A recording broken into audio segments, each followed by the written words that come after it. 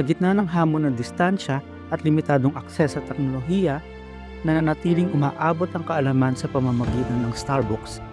Mula sa mga mag-aaral na nangangarap hanggang sa mga gurong humuhubog ng kinabukasan, dinadala nito ang libu-libong digital na aklat at learning resources na tumutulong sa paghubog ng kaalaman at kasanayan.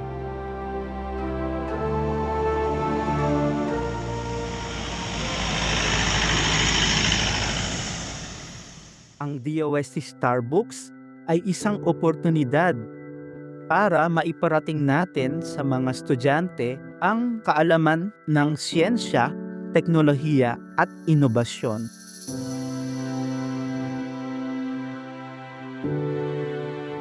I am King Amber Pangilinan from grade 11 STEM of Laura de Leon Heavy High School. So, yung Starbucks po, makakatulong po siya sa amin through our research po para makapag-advanced learning po kami and sa mga lessons po namin para po magkaroon pa po kami ng wide knowledge po at ma-help niya po kami sa mga lessons po namin.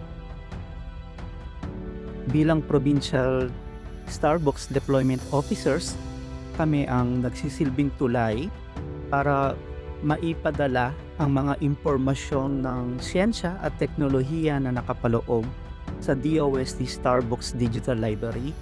Hindi ito simpleng pagdala lamang ng mga computer para sa mga paaralan. Kung hindi, sinisuguro namin na maayos na na-installan at na-set up at nagpo-provide din tayo ng mga pagsasanay sa mga teachers, librarian at mga estudyante kung paano ang tamang paggamit ng DOST Starbucks.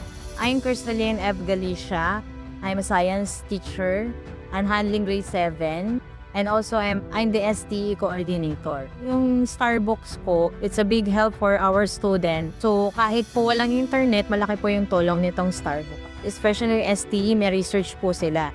Napakalaki ng gap ng Pilipinas. Ang DOST Starbucks ay sanang mamagitan para sa mga estudyante at sa ating gobyerno para madagdagan pa ang mga siyentista natin at mga inhenyero sa ating bansa.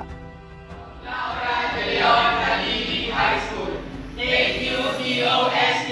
Rise up our radiance. Higit pa sa isang digital library, ang Starbucks ay isang daan tungo sa mas malawak na kaalaman, mas mataas na antas ng edukasyon, at mas maraming oportunidad para sa bawat Pilipino.